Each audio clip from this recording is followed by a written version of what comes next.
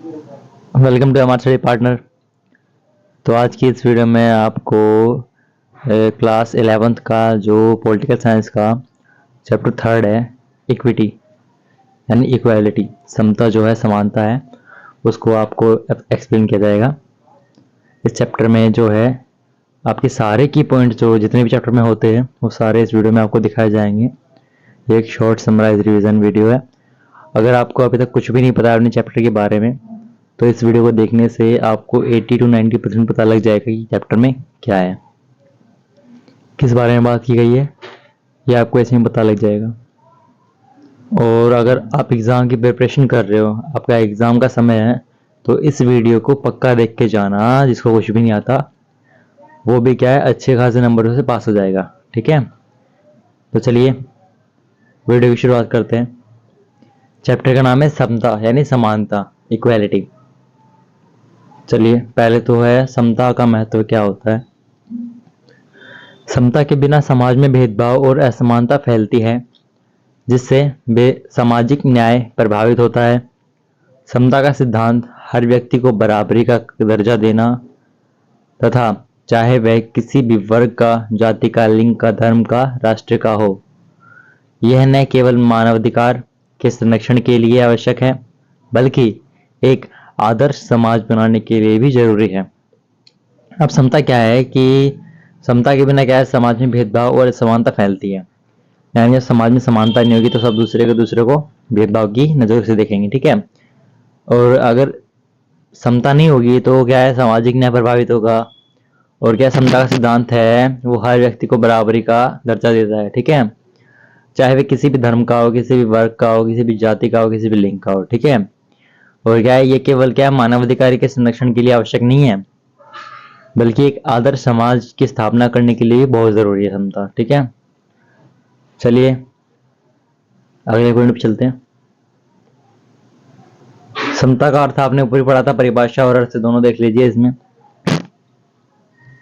समता का शाब्दिक अर्थ है समानता, जो सभी लोगों को समान अधिकारों, अवसरों और संसाधनों की गारंटी देती है। ये एक सामाजिक और राजनीतिक सिद्धांत है जो यह सुनिश्चित करने का प्रयास करता है कि समाज के सभी सदस्य समान स्थिति में हो और उन्हें बराबरी का दर्जा मिले। समता का संबंध स्वतंत्रता, समान अवसर और सामाजिक न्याय से है।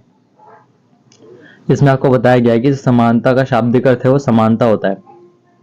समता जो है उसका शाब्दिक अर्थ क्या होता है, समानता होता है। ठीक है, और क्या जो सभी लोग क्या है, इसमें समान अधिकारों के, अवसरों के और संसाधनों की गारंटी देती है इस बात को। ठीक है, और ये एक सामाजिक और राजनीतिक सिद्धांत है जो ये सुनिश्चित करने का प्रयास करता है कि समाज के सभी सदस्य जो है वो समान स्थिति में है और उन्हें क्या बराबरी का दर्जा मिल रहा है। ये समता के प्रकार कितने होते हैं?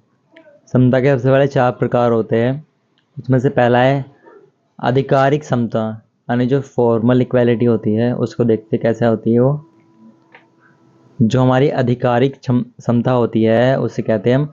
आधिकारिक समता का मतलब होता है कि सभी व्यक्तियों को कानून के सामने समान माना जाता है, यानी कानून में किसी भी प्रकार का भेदभाव नहीं किया जाएगा। उदाहरण के लिए भारतीय संविधान में प्रत्येक नागरिक को समान अधिकार और अवसर देने की बात की गई है। इसमें व्यक्ति विशेषताएं और जैसे धर्म, जाति, लिंग आदि के आधार पर भेदभाव नहीं होता। ये क्या करता है कि सभी नागरिकों को समान रूप से न्याय मिलने का अधिकार देता है। ठीक है, आधिकारिक समता में आपका ये बताया गया था कि जो आधिकारिक समता का मतलब होता है वो क्या है, जो कानून की नज़र में सभी व्यक्ति क्या है, एक समान है।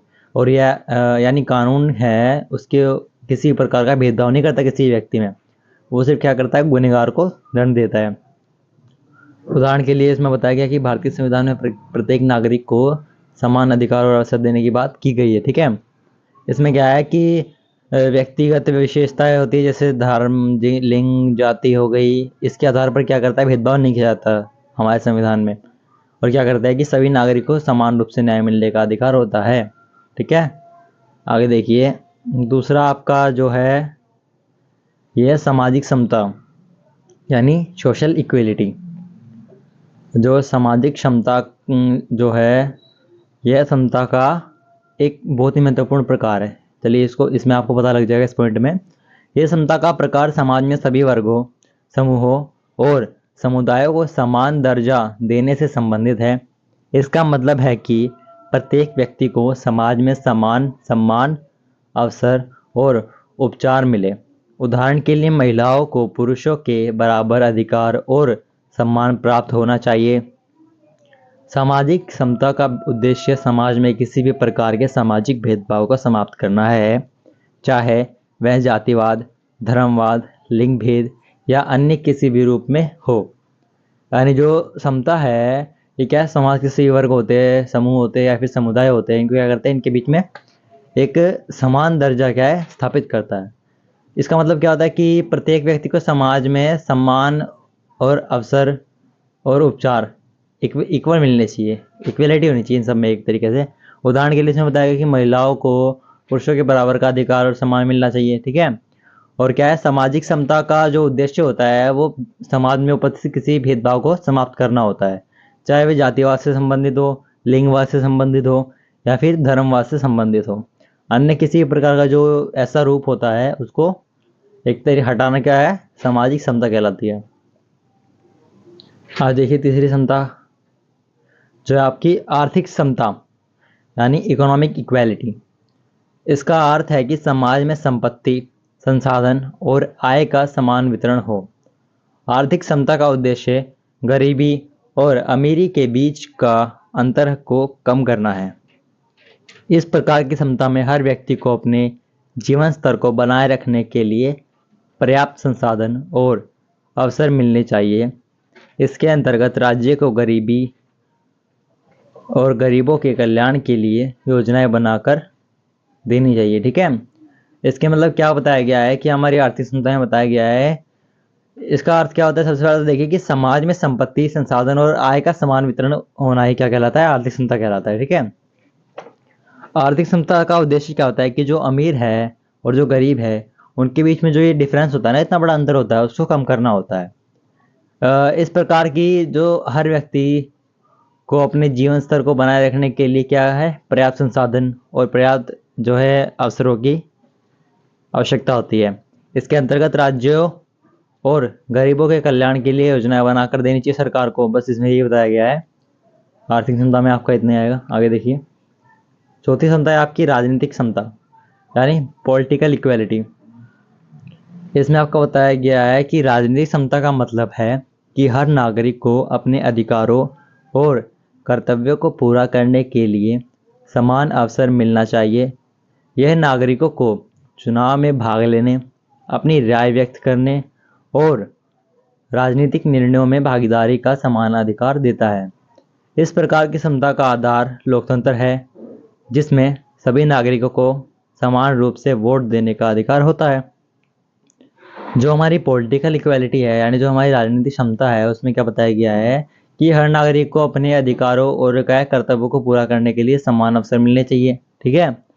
और इसमें बताया गया कि जो नागरिकों को चुनाव में भाग लेने की, अपनी राय देने की और क्या है राजनीतिक जो निर्णय लिए जाते हैं उनमें सम्मिलित होने की, यानी उनमें भागीदारी करने की पूर्ण स्वतंत्रता होती है, अधिकार होता है एक तरीके से उनका, ठीक है। अब क्या है, इस प्रकार की जो समता का आधार होता है वो लोकतंत्र होता है। लोकतंत्र से क्षमता जन्म लेती है, ठीक है, जिसमें क्या है सभी नागरिकों को समान रूप से वोट डालने का अधिकार भी मिलता है। तो चलिए आपका हो गया।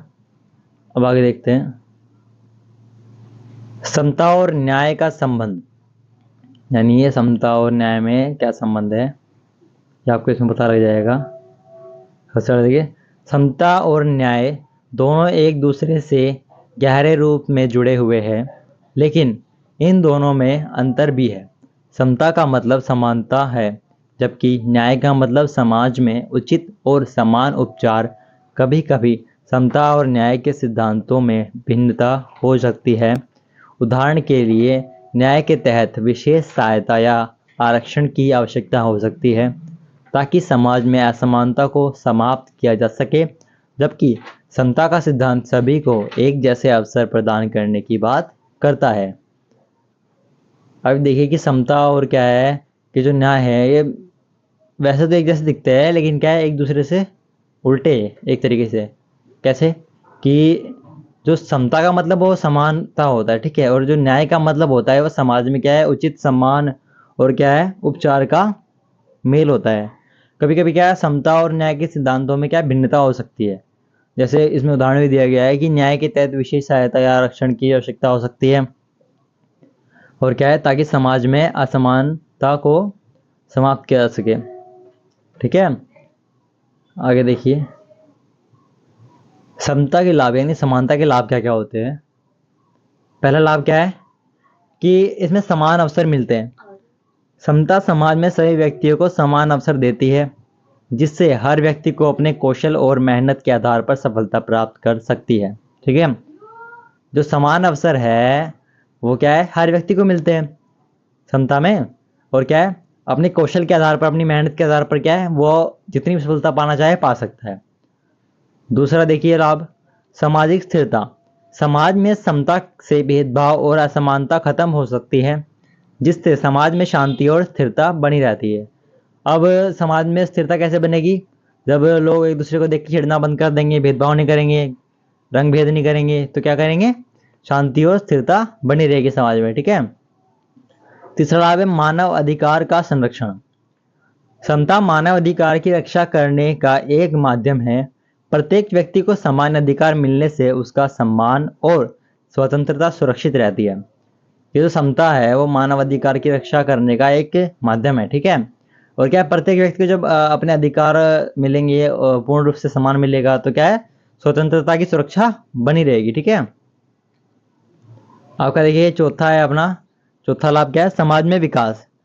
समता से समाज में समानता का माहौल बनता है, जिससे समाज में समृद्धि और विकास के अवसर बढ़ते रहते हैं। समाज में क्या है, जब समाज में समता और समानता का माहौल बना रहेगा तो क्या है, समाज का विकास और समृद्धि दिन ब दिन बढ़ते रहेंगे। ठीक है, अब नेक्स्ट पॉइंट देखिए। देखिए समता के जो विचारक है, यानी जिन्होंने समता पर विचार विमर्श किए हैं, अपनी टिप्पणियां की है, वो क्या कहते हैं, समता पर विभिन्न राजनीतिक विचारकों ने विचार किए। पहला कौन था उसमें, जॉन रॉल्स। जो हमारे जॉन रॉल्स है वो पहले थे जिन्होंने क्या है, समता के विचारक थे। ठीक है, जॉन रॉल्स के अनुसार समता को समान स्वतंत्रता और समान अवसर के सिद्धांतों के माध्यम से स्थापित किया जा सकता है। रोल्स का विचार कि समाज में असमानता तभी उचित है जब यह सबसे कमजोर वर्ग के लिए फायदेमंद हो। अब देखिए, जब जॉन रोल्स है उसके अनुसार क्या है कि समता को क्या है, समान स्वतंत्रता और समान अवसर के जो सिद्धांत है उसके माध्यम से स्थापित किया जा सकता है। ठीक है, और क्या है, रोल्स रोल्स क्या कहता है, ये रोल्स क्या कहता है कि इसका जो विचार है ये कहता है कि समाज में असमानता तभी उचित है, यानी असमानता तभी होनी चाहिए जब सबसे जो कमजोर वर्ग है उसके लिए फायदेमंद हो। ठीक है, क्योंकि जो कमजोर वर्ग है उसके साथ ही न्याय होगा अगर समानता होगी तो ज्यादातर। चलिए आगे देखते हैं दूसरे विचारक कौन थे। Karl Marx. जो है हमारे कार्ल मार्क्स दूसरे विचारक थे। मार्क्स के अनुसार समता केवल आर्थिक दृष्टिकोण से नहीं बल्कि श्रम और उत्पादन के साधनों से स्वामिक, जो है हमारा स्वामित्व है उसके संदर्भ में क्या कहते हैं, उत्पादन के और जितने भी साधन होते हैं, बल और श्रम होता है, उन सब पे क्या होना चाहिए, खुद का नियंत्रण या फिर संदर्भ होना चाहिए। उनका मानना था कि पूंजीवाद में असमानता है और समाज को साम्यवाद के माध्यम से समानता प्राप्त हो सकती है। अब देखिए मार्क्स के अनुसार, मार्क्स ने क्या कहा था कि समता केवल आर्थिक दृष्टिकोण से नहीं है बल्कि क्या है, वे श्रम और उत्पादन के संसाधनों के स्वामित्व के संदर्भ में भी होनी चाहिए। ठीक है, ये मानते थे कि जो पूंजीवाद है उसमें असमानता ज़्यादा है और हमारा जो साम्यवाद है उसमें असमानता कम है। जिसके कारण क्या है, साम्यवाद के माध्यम से क्या है, समानता प्राप्त हो सकती है। कार्ल मार्क्स ने ये कहा था। आगे देखिए, आगे हमारे ये है एमा गोल्डमैन। एमा गोल्डमैन, ठीक है, एमा गोल्डमैन का मानना था कि समता केवल कानूनी या राजनीतिक अधिकारों तक सीमित नहीं हो सकती, बल्कि ये क्या है, व्यक्तिगत स्वतंत्रता समाज के सभी पहलुओं में समानता लाने का प्रयास करना चाहती है। ठीक है, जो एमा गोल्डमैन है, उनका मानना था कि जो हमारी समता है वो केवल क्या है, कानूनी या राजनीतिक अधिकारों तक सीमित नहीं है, बल्कि क्या है कि यह एक व्यक्ति की स्वतंत्रता समाज के सभी जो पहलू है, वर्ग है, उनमें क्या है, समानता लाने का प्रयास करना चाहती है। ठीक है, एमा गोल्डमैन ने ये बताया था। अब देखिए समाज में क्या है, जो समाज में समता की आवश्यकता क्यों होती है, समाज में समता की आवश्यकता क्यों होती है, ये आपको इस पॉइंट में पता लगेगा। समाज में समता की आवश्यकता इसलिए है क्योंकि यह समाज में भेदभाव और असमानता को समाप्त करती है। यदि समता नहीं होगी तो समाज में कुछ वर्गों के पास अधिकार अधिकार जो है अधिक अधिकार हो जाएंगे और संसाधन हो जाएंगे अधिक, जबकि अन्य वर्गों को अत्यधिक शोषण और उत्पीड़न का सामना करना पड़ेगा। समता से समाज में लोगों के बीच रिश्ते मजबूत होते हैं और इससे एक न्यायपूर्ण समाज की रचना होती है। अब देखो, अगर समाज में समानता नहीं होगी यानी समता नहीं होगी तो क्या है, किसी एक वर्ग के पास क्या है, अधिक धन, अधिक अधिकार, अधिक संसाधन हो जाएंगे। ठीक है, जिसके कारण वो छोटे वर्गों का शोषण करना शुरू कर देगा और क्या उन्हें उत्पीड़न और मार झेलनी पड़ेगी। ठीक है, लेकिन अगर समता होगी तो क्या लोगों के बीच के जो रिश्ते हैं वो मजबूत हो जाएंगे और एक न्यायपूर्ण समाज की स्थापना हो जाएगी। ये पॉइंट आपका क्लियर हो गया। आगे देखिए, चैप्टर का निष्कर्ष आ गया। निष्कर्ष में क्या कहा जाता है कि समता समाज के लिए एक महत्वपूर्ण तत्व है जो हर व्यक्ति को समान अधिकार, अवसर और सम्मान प्रदान करने की कोशिश करता है। यह समाज में सामाजिक न्याय, शांति और समृद्धि के निर्माण के लिए आवश्यक है। समता का उद्देश्य केवल कानूनी समानता तक सीमित नहीं है, बल्कि यह समाज में भेदभाव को समाप्त कर एक समान और न्यायपूर्ण समाज की स्थापना करती है।